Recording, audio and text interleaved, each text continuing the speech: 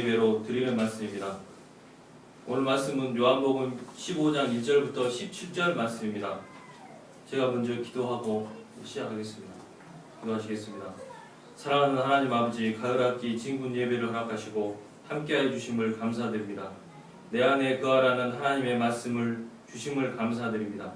예수님 안에 거함이 무엇인가를 배우는 예배요, 어떤 축복을 받는지를 알 수 있는 하나님께서 주시는 지혜를 얻는 귀한 시간이 되기를 간절히 기도드립니다. 감사합니다. 감사하고 모든 것을 예수 그리스도 이름으로 기도드렸습니다. 요절 말씀으로 15장 5절 말씀을 함께 읽고 시작하겠습니다. 시작.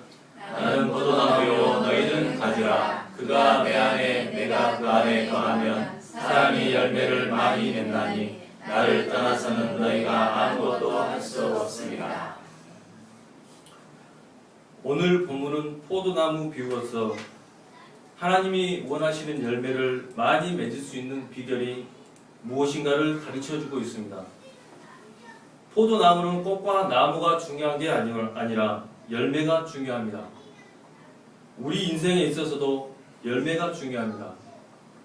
오늘 말씀을 통해서 하나님이 기뻐하시는 열매를 맺는 비결이 무엇인가를 배우고자 합니다. 1절과 5절 상반절을 보십시오. 나는 참 포도나무요 내 아버지는 농부라. 나는 포도나무요 너희는 가지라. 이 말씀은 하나님 아버지와 예수님과 제자들의 관계를 잘 말해주는 아름다운 시적 표현입니다. 이 3자의 관계, 서로 뗄래야 뗄 수 없는 밀접한 관계이며 유기적으로 연결되어 있는 생명의 관계로서 살아있는 연합이요 사랑의 연합이요 영원한 연합입니다. 세상은 하나님의 포도원이요 하나님은 그 포도원을 가꾸는 농부가 되십니다. 예수님은 하나님께서 그 포도원에 심으신 참 포도나무요 제자들은 그 가지입니다. 예수님을 왜 참 포도나무라고 했을까요? 이는 예수님만이 하나님께서 원하시는 생명의 열매를 맺을 수 있는 유일한 포도나무가 되시기 때문입니다. 또한 예수님만이 모든 선한 열매를 맺을 수 있도록 하시는 완전한 포도나무가 되시기 때문입니다. 2절을 보십시오. 무릇 내게 붙어있어 열매를 맺지 아니하는 가지는 아버지께서 그것을 제거해 버리시고 무릇 열매를 맺는 가지는 더 열매를 맺게 하려 하여 그것을 깨끗하게 하시느니라. 이 말씀에는 우리는 열매를 맺지 않는 가지와 열매를 맺는 두 종류의 가지가 있음을 알 수 있습니다. 열매를 맺지 아니하는 가지. 열매를 맺지 않는 가지는 나무와 연합이 잘못된 가지로서 병든 가지이며 죽은 가지입니다. 이런 가지는 아무 쓸모가 없으므로 농부는 가차없이 잘라버립니다. 이는 하나님의 심판을 말합니다. 농부가 원하는 것은 가지의 아름다움이나 무성한 잎이 아니라 열매입니다. 농부이신 하나님은 가지가 열매를 맺을 수 있도록 끊임없이 손질하며 오래 참으십니다. 그러나 가룟 유다와 같이 끝내 회개하지 않을 때 잘라버리십니다.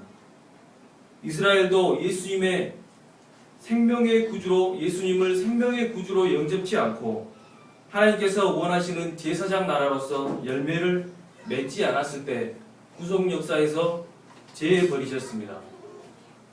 하나님은 열매 없는 개인이나 모임이나 민족은 반드시 심판하십니다. 열매 맺는 가지. 열매 맺는 가지는 열매 맺는 가지가 좋은 열매를 맺으려면 어떻게 해야 합니까?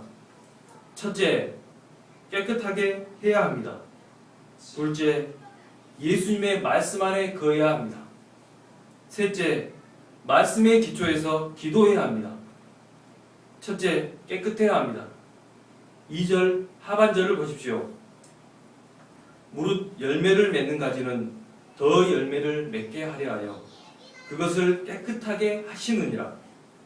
하나님께서는 열매 맺지 않는 가지는 가차없이 잘라버리시지만 열매 맺는 가지는 아주 귀히 여기시고 섬세히 가꾸십니다. 농부가 원하는 것은 극상품 포도 열매입니다. 극상품 포도 열매를 맺기 위해서는 반드시 깨끗하게 하는 전정 작업이 필요합니다. 전정은 장가지를 잘라주는 것을 말합니다. 전정은 새싹이 나기 시작하기 전부터 시작해서 열매를 맺기까지 끊임없이 해주어야 합니다.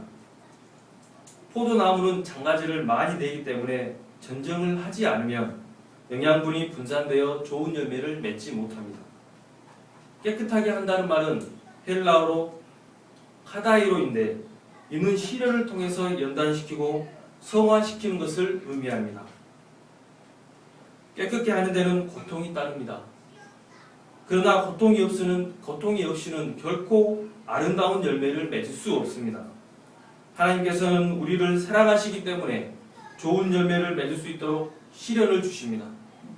열매를 맺을 가능성이 있기 때문에 사람 막대기와 인생 채찍으로 여러 가지 훈련을 주심으로 깨끗하게 하십니다. 하나님은 가난이나 질병 같은 여러 가지 시련을 통해서 우리의 내면에 자리 잡고 있는 세상적인 생각을 잘라버리시고 우리의 믿음을 순수하게 하십니다. 그러나 하나님 나라에 대한 산소망을 간직한 영적인 사람이 되게 하십니다. 하나님께서 쓰신 사람은 한 사람도 예외 없이 여러 가지 시련을 통해 깨끗하게 된 사람입니다. 3절을 보십시오. 너희는 내가 일러준 말로 이미 깨끗하여졌으니. 이 말씀은 예수님께서 제자들을 어떻게 깨끗하게 하셨는가를 말해줍니다. 복음서에 나타난 제자들의 모습은 인간적이고 세상적이지만 사도행전에 나타난 제자들의 모습은 사도들의 모습은 영적으로 성숙한 믿음과 기도의 사람들입니다. 그들이 이렇게 변화된 것은 예수님께서 3년 동안 하나님의 말씀으로 끊임없이 그들을 깨끗하게 하셨기 때문입니다. 예수님께서 제자들을 깨끗하게 하신 것을 보면 초기에는 인간적인 적이나 좋지 못한 습관을 끊도록 하셨습니다. 그 후에 제자들의 마음 가운데 자라난 인간적인 야심이나 꿈의 장가지를 치셨습니다. 제자들은 과거에는 위대한 사람이 되는 것을 꿈도 꿀 수 없었습니다. 그러나 예수님을 따르게 되었을 때 그들은 꿈을 갖게 되었습니다. 그들 내면에는 예수님 안에서 과거 실패를 만회하여 몇 세기 만에 나오는 위대한 목자가 되고자 하는 욕심의 장가지들이 자라나기 시작했습니다. 이 때문에 그들은 틈만 나면 누가 크냐 하며 다투었습니다. 예수님은 이런 그들에게 아무든지 나를 따라오려거든 자기를 부인하고 자기 십자가를 지고 나를 쫓을 것이니라. 인자가 온 것은 섬김을 받으려 함이 아니라 도리어 섬기려 하고 자기 목숨을 많은 사람들의 대속물로 주려 함이니라. 이런 말씀을 주심으로 그들을 깨끗게 하셨습니다. 이를 통해 그들은 거룩한 소원을 가진 영적인 하나님의 사람으로 변화되었습니다. 포도나무의 장가지는 빨리 자랍니다. 이와 같이 우리 마음에도 교만의 장가지, 정욕의 장가지, 욕심의 장가지 등 인간적이고 세상적인 장가지들이 쉴 새 없이 자라납니다. 장가지들은 반드시 정정하지 않으면 하나님께서 원하시는 극상품 포도 열매를 맺을 수 없습니다. 예수님은 제자들을 진리의 말씀으로 깨끗게 하셨습니다. 우리가 꾸준히 말씀을 공부할 때 하나님께서 친히 말씀의 가위로 깨끗하게 해주십니다. 둘째, 예수님의 말씀 안에 거해야 합니다. 4절, 5절을 보십시오. 내 안에 거하라. 나도 너희 안에 거하리라. 가지가 포도나무에 붙어있지 아니하면 스스로 열매를 맺을 수 없음같이 너희도 내 안에 있지 아니하면 그리하리라. 나는 포도나무요 너희는 가지라. 그가 내 안에 내가 그 안에 거하면 사람이 열매를 많이 맺나니 나를 따라서는 너희가 아무것도 할 수 없습니다. 4절에서 8절까지 거하라는 단어가 반복해서 나옵니다. 이는 그 안에 거하는 것이 얼마나 중요한가를 말해줍니다. 그 안에 거하다. 이것은 매사에 예수님을 의지하고 예수님을 생각하고 예수님 중심의 삶을 삶으로써 그리스도와 연합하는 것을 의미합니다. 사도 바울은 이를 그리스도 안에서라고 표현하고 있습니다. 먹든지 마시든지 무엇을 하든지 그리스도 안에서 생각하고 계획하고 그리스도 안에서 행동하고 그리스도 안에서 생활하는 것입니다. 신앙생활을 하는데 열매 맺기 위해 눈물겨운 투쟁을 하지만 열매를 맺지 못하는 사람들이 있습니다. 이는 그리스도 안에서 하지 않고 자기 열심과 노력으로 했기 때문입니다. 반면 별 노력도 하지 않는 것 같은데 열매를 잘 맺는 사람들이 있습니다. 이는 가지가 나무에 붙어있는 같이 그리스도 안에 붙어있고자 노력했기 때문입니다. 예수님 안에 거하면 자연히 열매를 맺게 됩니다. 그러나 예수님을 따라서는 아무것도 할 수 없습니다. 7절 상반절을 보십시오. 너희가 내 안에 거하고 내 말이 너희 안에 거하면. 이 말씀은 그 안에 거하다는 것은 구체적으로 그 말씀 안에 거하는 것임을 말해줍니다. 이는 말씀을 굳게 붙잡는 것입니다. 우리가 살고 있는 시대는 죄의 탕류가 거셉니다. 세상은 음란하고 불의하며 물질적이고 육신적입니다. 또 우리 내면에도 죄의 소욕이 늘 용서성칩니다.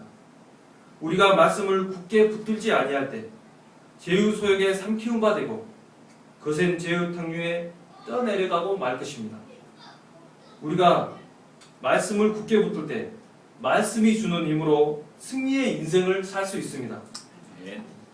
말씀 안에 거한다는 것은 학창시절에도 거하고 졸업 후에도 거하고 일생 동안 거하는 것을 말합니다.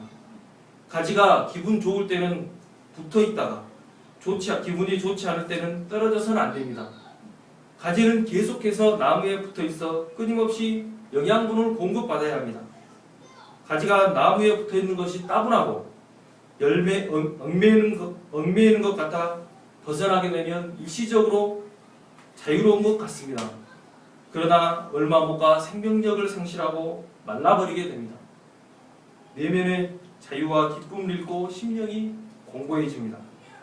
결국에는 아무 쓸모가 없게 되어 불쏘시개감이 되어버립니다. 나는 가지이므로 참 포도나무 대신 예수님을 따라서는 아무것도 할 수 없음을 알아야 합니다. 그리고 예수님으로부터 영양분을 공급받기에 힘써야 합니다. 셋째, 말씀의 기초에서 기도해야 합니다.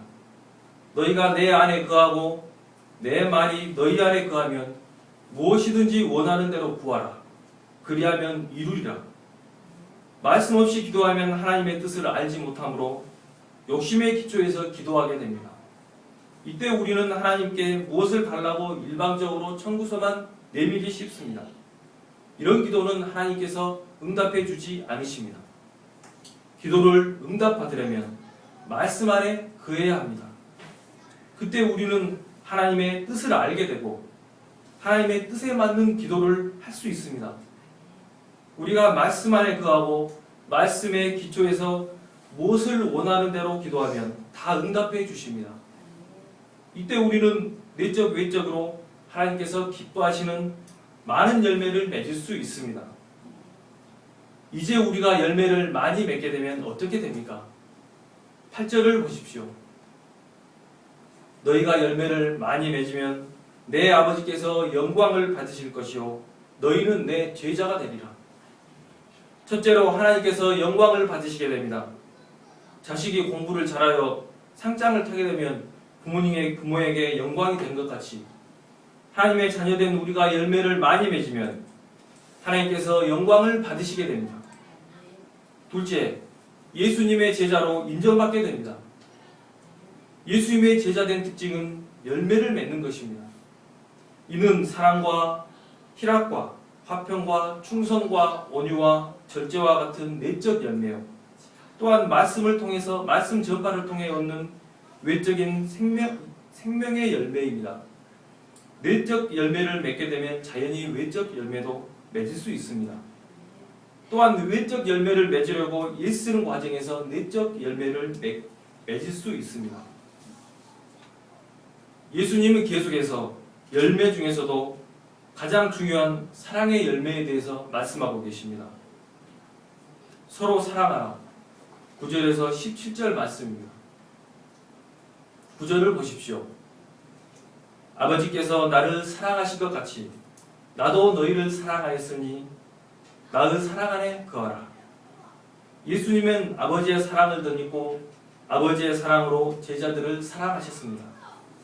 제자들은 이 사랑을 먹고 성장할 수 있게 되었습니다. 그들이 하나님의 사랑으로 계속해서 성장하기 위해서는 예수님의 사랑 안에 거해야 합니다. 예수님의 사랑은 우리 죄를 속하기 위해 십자가에 자신을 희생제물로 내어주신 사랑입니다. 예수님의 사랑 안에 거하는 것은 이 사랑을 영접하고 어떤 경우에나 그 사랑을 의심하지 않는 것입니다. 우리가 건강하고 일이 잘 풀릴 때는 주님의 사랑을 확신할 수 있습니다. 그러다 몸이 아프거나 일이 잘 안 풀릴 때는 하나님이 나를 사랑하신다면 왜 이런 어려움을 주시는가 사랑을 의심하고 하나님을 원망하기 쉽습니다. 그러나 나에게 부딪힌 여러 가지 시련은 하나님께서 나를 사랑하시기 때문에 주시는 것입니다. 우리는 시련을 통해서 주님과 사랑의 관계성을 더욱 견고히 할 수 있습니다. 사도 바울은 복음을 전하면서 숱한 고난을 당하였습니다. 그러나 그는 어떤 경우에도 주님의 사랑 안에 거함으로 승리의 창가를 부를 수 있습니다. 누가 우리를 그리스도의 사랑에서 끊으리요? 환난이나 공고나 핍박이나 기근이나 적신이나 위험이나 칼이라. 기록된 바 우리가 종일 주를 위하여 죽임을 당케 되며 도살한 양같이 여김을 받았나이다 함과 같으니라. 그러나 이 모든 일에 우리를 사랑하시는 이로 말미암아 우리가 넉넉히 이기느니라. 우리가 예수님의 사랑 안에 거하게 될 때 우리 내면에 사랑의 열매가 맺히게 됩니다. 그때 놀라운 일이 일어나게 됩니다. 우리의 마음에 역사하는 모든 미움과 분노가 눈 녹듯이 사라지고 하나님의 사랑으로 가득 차게 됩니다. 그때 우리의 심령은 기쁨으로 충만하게 됩니다. 그러면 우리가 어떻게 예수님의 사랑에 거할 수 있습니까? 10절을 보십시오. 예수님께서 아버지의 계명을 지킴으로 그의 사랑 안에 거한 것 같이 우리도 예수님의 계명을 지키면 그의 사랑 안에 거할 수 있습니다. 그의 계명은 서로 사랑하라는 것입니다. 우리가 예수님의 계명에 순종하여 서로 사랑할 때 예수님의 기쁨이 우리 안에 충만하게 됩니다. 아무도 예수님의 사랑을 알기 전까지는 만족함이 없고 참된 기쁨을 누릴 수 없습니다. 예수님의 사랑을 알지 못하는 사람은 불행합니다. 우리가 예수님의 계명의 말씀에 순종하여 그의 사랑 안에 거할 때 사랑 안에서 성숙하게 되어 다른 사람을 사랑할 수 있게 됩니다. 그때 우리는 참된 기쁨을 누릴 수 있습니다. 13절을 보십시오. 세상에서 가장 위대한 사랑은 친구를 위하여 자기 목숨을 버리는 것입니다. 예수님은 제자들을 친구로 삼으시고 바로 그들을 위해 자신의 고귀한 목숨을 버리셨습니다. 종은 주인의 뜻을 알지 못하고 맹목적으로 순종할 때가 많습니다.